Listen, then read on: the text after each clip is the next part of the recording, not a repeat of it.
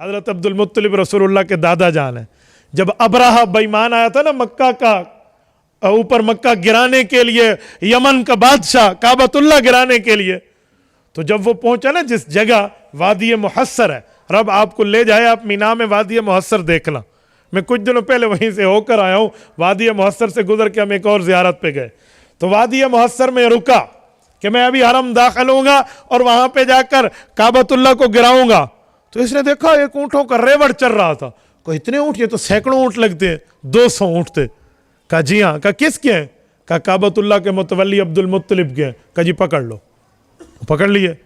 تو سوال اٹھا کہ بادشاہ تو دیانتدار ہوتا ہے، خائن تو نہیں ہوتا، یہ کیا رعایا کے مال پر قبضہ کرنے کی ترتیب اس نے سوچ رکھی ہے؟ انہوں نے کہا میری سیاسی چال ہے، یہ خود ہی میرے پاس چل کے آئے گا تو میں کہوں گا اونٹ لے لے، کعبہ دے دے.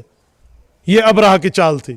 حضرت امام سہیلی روض الانف میں لکھتے ہیں حضرت عبد المطلب کو پتہ چلا تو یہ چلے گئے ابرہہ کے پاس. ابرہہ تخت لگا کر بیٹھا تھا اور اتنا متکبر تھا کہ اپنے تخت پہ کسی کو ساتھ بیٹھنے نہیں دیتا تھا، اور نیچے بیٹھنا تو اس کے مزاج کے بھی خلاف تھا، اس کی شان کے خلاف سمجھتا تھا. جب حضرت عبد المطلب گئے، کہتے ہیں حضرت عبد المطلب کے چہرے پہ رسول اللہ کی نسب کا نور چمکتا تھا. حضور کے دادا جان ہیں، ان کے چہرے میں وہ روب اور دبدبا تھا، وہ جلال تھا کہ سامنے والا پریشرائز اور مرعوب ہو جاتا جب بات کرتے. تو جب حضرت عبد المطلب اس کے دربار میں پہنچے نا تو اس نے نور محمدی کو دیکھا تو اپنی جگہ پہ ٹک نہ سکا، اٹھ کے ٹہلنے لگا.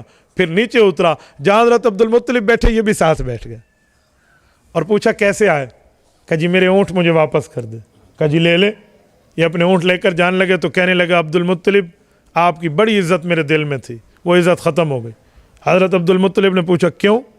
تیرے دماغ میں کیا عزت، کیا آئی، کیا ختم، تیرا اس ہم سے کیا واسطہ؟ انہوں نے کہا نہیں، میں نے تو سنا تھا آپ کعبہ شریف سے بڑی محبت کرتے ہیں. کہا جی ہم کرتے. تو کہا تم نے تو اپنے مال کی مجھ سے بات کی ہے، کعبے کی بات تو کی نہیں ہے جس کو میں گرانے آیا ہوں، یہ ہاتھیوں کا لشکر میرے ساتھ ہے. تو حضرت عبد المطلب نے بڑی استغنا سے جواب دیا تھا، فرمایا انا رب الابل وللبیت ربہ. اوے ابرہہ تجھے کیا پتا، یہ اونٹ میرے ہیں، مجھے اپنی چیز کی فکر ہے، کعبہ اللہ کا ہے، اللہ جانے اور تو جا کے دیکھ. قرآن کہتے ہیں ترمیہم بحجارۃ من سجیل. کیا حال ہوا ان کا. لیکن یہاں بھی نور محمدی کا ذکر ہے جو حضور پاک کے آنے سے پہلے ہے.